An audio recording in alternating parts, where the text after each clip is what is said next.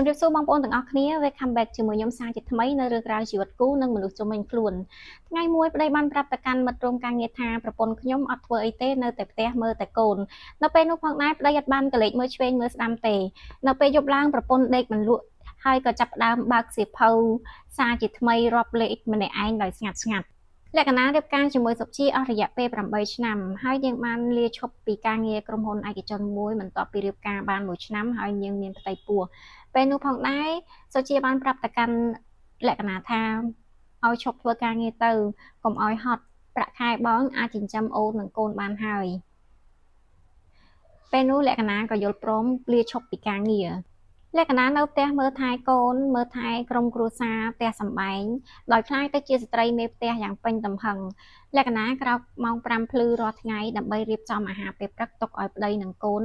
មុននឹងទៅរៀនមុននឹងចេញទៅធ្វើការពេលព្រឹកឡើងលក្ខណៈជូនកូនទៅរៀនពេលត្រឡប់មកដល់ផ្ទះវិញក៏ចាប់ដើមធ្វើម្ហូបបោកខោអាវជូតផ្ទះសម្អាតផ្ទះសម្បែងឲ្យមានរបៀបរៀបរយហើយដល់ម៉ោងក៏ទៅយកកូនត្រឡប់មកដល់ផ្ទះវិញបាយទឹកកូនគ្រប់សពបែបយ៉ាងនិយាយរួមទៅគឺជាស្ត្រីមេផ្ទះគឺជាម្ដាយនៅផ្ទះមើលថែកូនយ៉ាងពេញលេញតែម្ដងពីមួយថ្ងៃទៅមួយថ្ងៃក៏คล้ายទៅជាទម្លាប់មិនដែលត្អូញត្អែហត់នឿយនឹងការងារដែលមើលថែក្រុមគ្រួសារមើលថែកូននោះទេมันមានថ្ងៃសម្រាប់សៅរ៍អាទិត្យឡើយយូរទៅវាក៏คล้ายទៅជាការងារដែលក្រុមគ្រួសារមិនអោយតម្លៃអស់រយៈពេល8ឆ្នាំនៅថ្ងៃមួយសុជាបានប្រាប់ទៅកាន់លក្ខណៈថាល្ងាចនេះមានមិត្តរួមការងារបងមកញ៉ាំបាយនៅផ្ទះលក្ខណៈក៏បានត្រៀមធ្វើម្ហូប6មុខរៀបចំតុបាយដាក់ទឹកដាក់ចានឲ្យមានរបៀបរៀបរយនៅពេលជុំគ្នាហូបបាយល្ងាចមិត្តរួមការងារសុជាបានសួរសុជាថាប្រពន្ធឯងធ្វើការអីដែរពេលនោះសុជាបានឆ្លើយដោយមិនបានងាកមើលមុខក្រោយអីទេប្រពន្ធខ្ញុំអត់ធ្វើអីទេនៅតែផ្ទះមើលតែកូនពេលនោះមិត្តរួមការងាររបស់សុជាក៏នាំគ្នាសើចអ្នកខ្លះក៏ងក់ក្បាលរបៀបដូចអស់សំណើចអញ្ចឹងមិត្តរួមការងារខ្លះក៏បាននិយាយថាឯងសំណាងហើយដែលមានប្រពន្ធនៅផ្ទះមើលថែកូនមើលថែផ្ទះគ្រប់គ្នាក៏លក្ខណៈសើចញឹមតិចតិចលក្ខណៈនៅក្បែរនោះក៏បានដាក់ចានម្ហូបដែលកំពុងតែលើកមកក្តៅយ៉ាងថ្នមទៅលើតុបន្ទាប់មកគ្មាននរណាសង្កេតឃើញទឹកមុខលក្ខណៈនោះទេនៅពេលយប់លក្ខណៈគេងមិនលក់ទេគឺនឹកឃើញនៅពាក្យសម្ដីដែលប្តីរបស់ខ្លួនបាននិយាយប្រាប់ទៅកាន់មិត្តភ័ក្តិថាប្រពន្ធអត់ធ្វើការងារអីនោះលុះដល់ព្រឹកឡើងលក្ខណៈបានបើកកុំព្យូទ័រដែលបានតែងតាំងពីមិនទាន់រៀបការមកដើម្បីមើលនៅការលក់អីវ៉ាន់អនឡាញសុជាឃើញដូច្នេះបានប្រាប់ទៅកាន់លក្ខណៈថាមិនបាច់លក់ទេអីវ៉ាន់យកមកចៀតផ្ទះរញ៉េរញ៉ៃណាស់ពេលនោះលក្ខណៈក៏បានឈប់លក់តាមសុជាប្រាប់ព្រោះអត់ចង់ឲ្យឆ្លោះគ្នាអត់ចង់ឲ្យ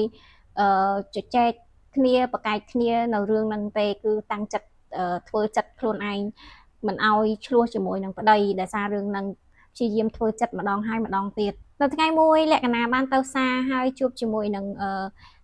អ្នកដែលជាស្ត្រីមេផ្ទះគេនៅផ្ទះមើលកូនណែហើយបាននិយាយគ្នាទំនាក់ទំនងនៅរឿងហ្នឹងទៅគេក៏បានប្រាប់លក្ខណៈថាឲ្យរៀនលក់អីវ៉ាន់អនឡាញលក្ខណៈមកដល់ផ្ទះក៏ចាប់តាមសារជាថ្មីហើយរៀនលក់អីវ៉ាន់អនឡាញដោយអត់មានស្តុកអីវ៉ាន់ទេហើយចូលទៅក្នុងក្រុមដែលជាស្ត្រីមេផ្ទះជាតំណាងចែកចាយឲ្យគេ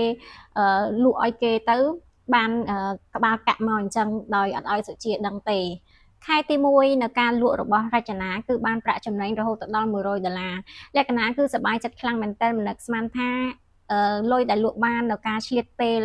ទំនេរពីការមើលថែកូនរៀបចំផ្ទះសម្បែងបាយទឹកអីហ្នឹងគឺមានចំណូលបានខ្លះចូលដល់ក្នុង1ឆ្នាំលក្ខណៈសន្សំលុយនៃការលក់អនឡាញក្បាលកាក់ចំណេញតិចតួចហ្នឹងបានរហូតដល់$500សុជាគឺមិនបានដឹងរឿងនេះទេព្រោះកងធនាគារលុយគឺចូលកងរបស់លក្ខណៈផ្ទាល់ខ្លួនលក្ខណៈបានលក់អនឡាញជារឿយរហូតចូលដល់ឆ្នាំទី2នៃការលក់អនឡាញ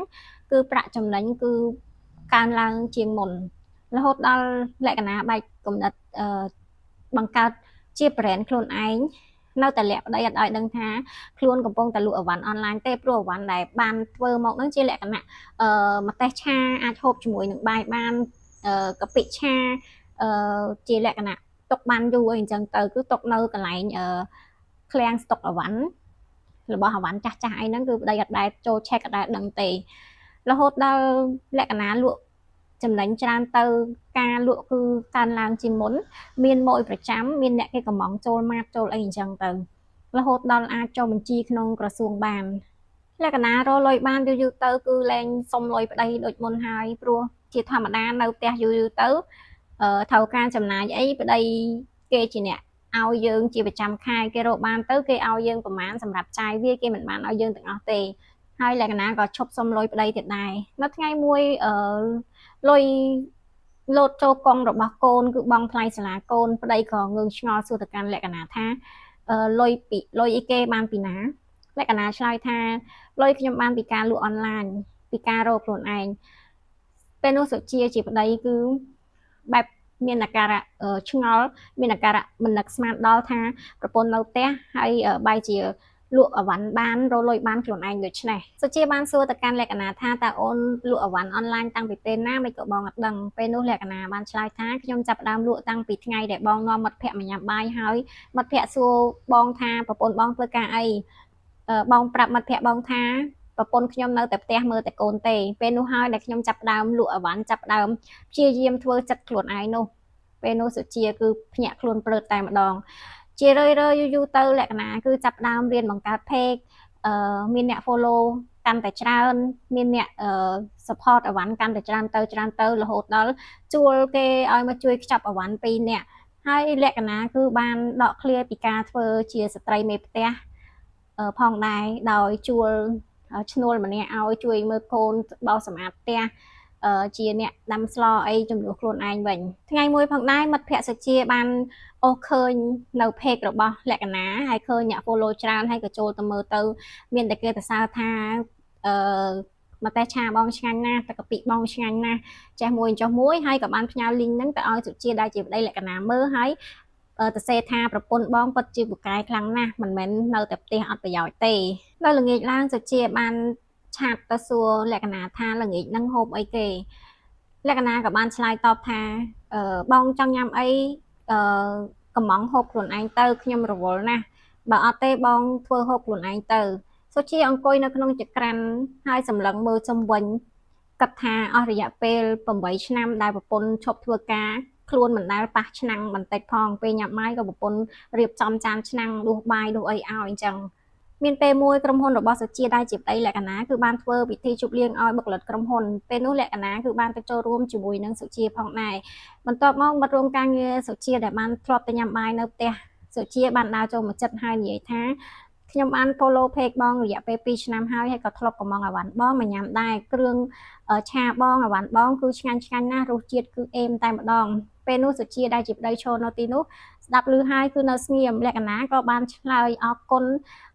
ទៅកាន់មិត្តរួមការងាររបស់ប្តីផងដែរហើយមិត្តរួមការងារប្តីដែលធ្លាប់សើចចំអកថាប្រពន្ធអត់ធ្វើអីលក្ខណៈគឺនៅតែផ្ទះមើលតែកូនចាំតែបានលុយពីប្តីមកនោះក៏បានសរសើរទៅលក្ខណៈថាបងពិតជាពូកែខ្លាំងណាស់ពេលនោះលក្ខណៈញឹមតិចនៅគិតនៅក្នុងចិត្តគឺពិតជាសប្បាយរីករាយមែនតើមិននឹកស្មានថាពីខ្លួនឯងជាស្ត្រីមេផ្ទះគ្មានចំណូលបានផ្លាស់ប្ដូរខ្លួនឯងរហូតទៅដល់ចំណុចមួយដែលអាចពឹងពាក់ខ្លួនឯងបានដូច្នេះហើយជាស្ត្រីមេផ្ទះมันមានប្រាក់ខែมันមានថ្ងៃឈប់សម្រាកមិនមែនគ្មានតម្លៃនោះទេជាស្ត្រីមេផ្ទះមិនមែនគ្មានសមត្ថភាពនោះទេចូលសាងក្តីសង្ឃឹមក្តីស្រមៃនិងភាពជោគជ័យរបស់យើងនៅអ្វីដែលយើងអាចធ្វើបាន